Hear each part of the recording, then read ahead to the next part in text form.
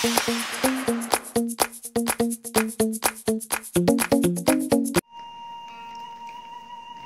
bahagia buat saudara-saudara sekalian. Terima kasih sudah singgah ke channel saya ini. Saya Subakar Meresen. Pada kesempatan ini saya ingin membahas persoalan pengertian keuangan negara. Jadi dari beberapa literatur selama ini yang mungkin sudah saudara baca, ada yang masih membandingkan persoalan tafsir terhadap pengertian keuangan negara. Ada yang memberikan tafsir yang diperluas dan tafsir yang dipersempit, penafsiran yang dipersempit.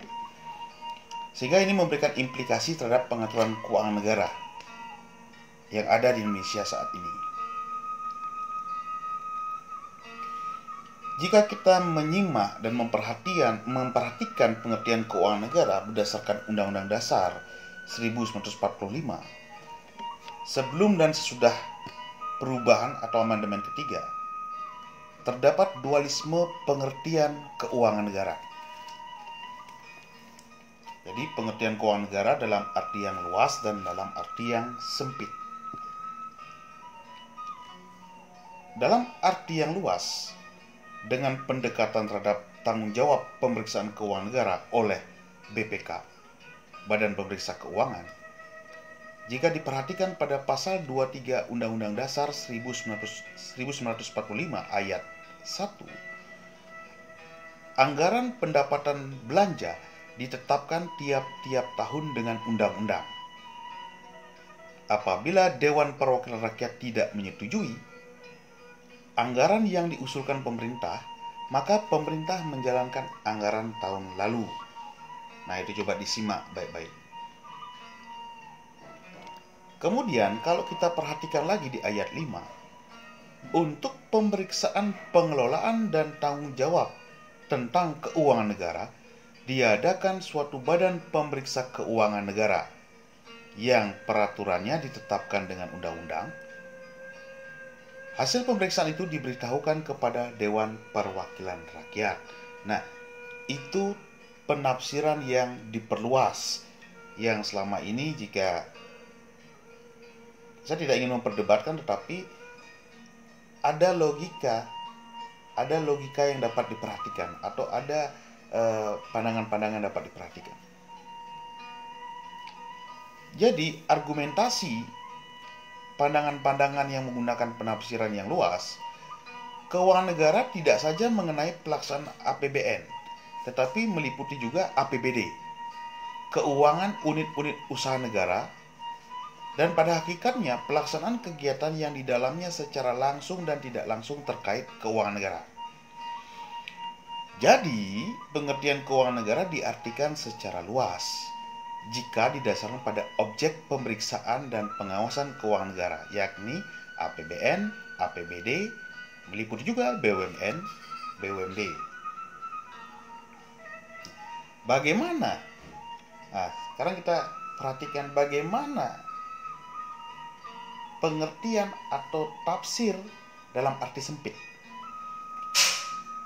Dengan penafsiran sistematis menghubungkan ketentuan pasal 23 ayat 5 dengan pasal 23 ayat 1 Undang-Undang Dasar 1945. Mari kita perhatikan. Jadi, menurut argumentasi yang sempit, sehingga pengertian keuangan negara adalah keuangan yang berasal dari APBN. Sehingga keuangan negara tidak mencakup keuangan daerah maupun keuangan perusahaan negara atau daerah. Dasar pertimbangan otonomi bahwa daerah memiliki otonomi yang dapat mengurus sendiri keuangannya, terpisah dari keuangan negara atau diserahkan. Anda dapat perhatikan dalam undang-undang. Serta penyertaan atau keuangan pada perusahaan negara didasarkan pada prinsip badan hukum. Nah, itu yang selama ini oleh beberapa pakar, salah satunya Dian Puji Simatupang dari Universitas Indonesia, terkait dengan pemisahan kekayaan. Kemudian argumentasi yang sempit. Pengertian keuangan negara yang diartikan secara sempit yang meliputi keuangan negara yang bersumber pada APBN, didasarkan pada pertanggungjawaban keuangan negara oleh pemerintah yang telah disetujui oleh DPR selaku pemegang hak bergeruting, merupakan wujud dari kedaulatan rakyat. Jadi sumber hakikat APBN adalah kedaulatan. DPR berdasarkan hak budget mempunyai kedaulatan di bidang APBN. Jadi titik berat tujuan anggaran negara adalah mengenai autorisasi kepada pemerintah untuk mengadakan pengeluaran dan pembiayaan sejumlah maksimal tertentu dari anggaran. Nah, ini argumen dari pandangan-pandangan yang melihat bahwa pengertian keuangan negara itu yang dipersempit. Lalu bagaimana pengertian keuangan negara pasca amandemen Undang-Undang Dasar 1945 perubahan ketiga? Pada pasal 23 ayat 1, anggaran pendapatan dan belanja negara sebagai wujud dari pengelolaan keuangan negara ditetapkan setiap tahun dengan undang-undang dan dilaksanakan secara terbuka dan bertanggung jawab untuk sebesar-besarnya kemakmuran rakyat. Pasal 23 amandemen pada ayat 2. Rancangan Undang-Undang Anggaran Pendapatan dan Belanja Negara diajukan oleh Presiden untuk dibahas bersama Dewan Perwakilan Rakyat dengan memperhatikan pertimbangan Dewan Perwakilan Rakyat Daerah. Kemudian pada ayat 3, apabila Dewan Perwakilan Rakyat tidak menyetujui rancangan anggaran pendapatan dan belanja negara yang diusulkan oleh Presiden, pemerintah menjalankan anggaran pendapatan dan belanja negara tahun lalu. Jadi, saudara-saudara, SKR Friends kembali tidak diatur secara tegas pengertian keuangan negara. Coba saudara-saudara perhatikan pasal 23C. Hal-hal lain mengenai keuangan negara diatur dengan undang-undang. Jadi dalam konstitusi kita tidak jelas memberikan pengertian keuangan negara itu. Kemudian terkait dengan Badan Pemeriksa Keuangan, pasal 23E ayat 1. Untuk memeriksa pengelolaan dan tanggung jawab keuangan negara, diadakan suatu badan pemeriksa keuangan yang bebas dan mandiri.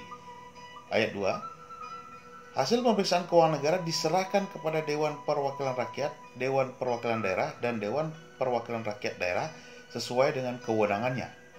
Hasil pemeriksaan tersebut ditindaklanjuti oleh lembaga perwakilan dan garing atau badan sesuai dengan undang-undang.